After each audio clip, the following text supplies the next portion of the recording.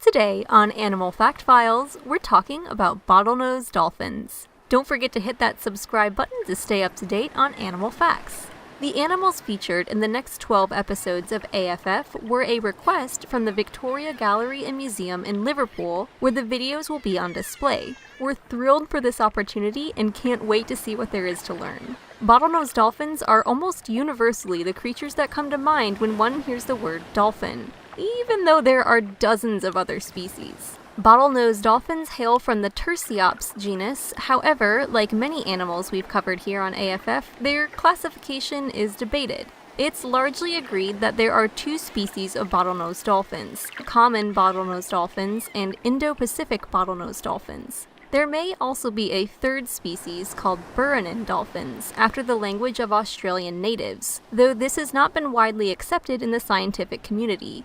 We, on AFF, are happy to accept them because, well, why not? But it is possible that bottlenose dolphin classification could change significantly with more research.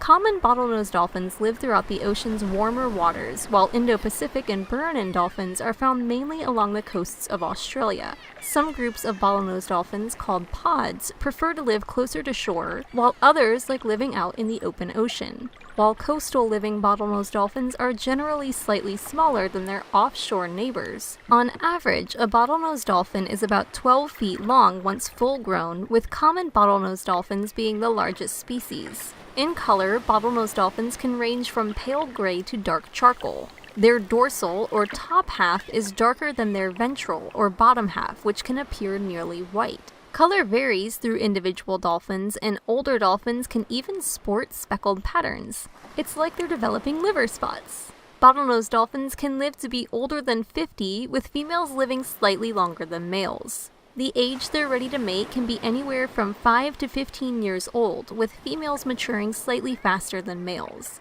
The age of sexual maturity largely depends on how long bottlenose babies end up staying with their mother. Female bottlenose dolphins gestate for a year.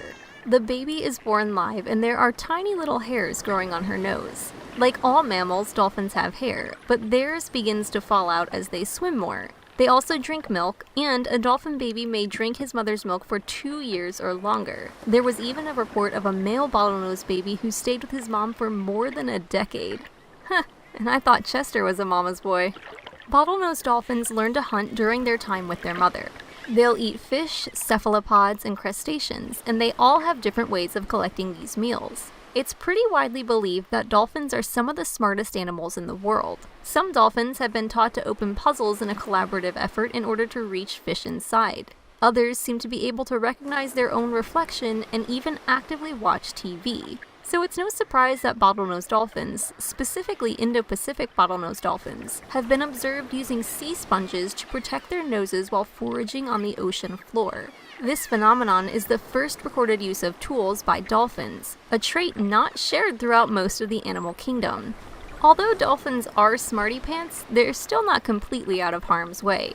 Because some bottlenose dolphins live close to shore, they intermingle with humans frequently. Often, bottlenose dolphins are caught in fishing nets, an interaction which can prove fatal. They're also in danger of impact from boats, especially when they're enticed to boats with bait and fishing leftovers. Actually, it's completely illegal to feed any kind of dolphin in America as well as some other parts of the world, and they should be given distance when observing them to help keep them and observers safe. Sharks, including tiger, bull, and great white sharks, also attack bottlenose dolphins and seem to specifically target bottlenose babies. This can be a contributing factor to higher mortality rates in younger bottlenose dolphins. Plus, many adults bear scars relating to shark attacks. I suppose it makes sense that dolphins themselves can be pretty brutal if they have to worry about sharks when they're still an infant. In general, though, bottlenose dolphins are curious and playful creatures who form friendly bonds in pods that can change throughout the day and can even include other animal species. It's atypical to see a single roving bottlenose dolphin, though it does happen. Their energetic and fun-loving attitude has landed them as a symbol of positivity to us landlubbers. For more facts on bottlenose dolphins, take a look at the links in the description. There's a lot more that we couldn't fit into just one episode. Once again, we'd like to thank the Victoria Museum and Gallery for their awesome requests. Be sure to stay tuned because there are some awesome animals coming up. Thanks for watching, and we'll see you next time on Animal Fact Files.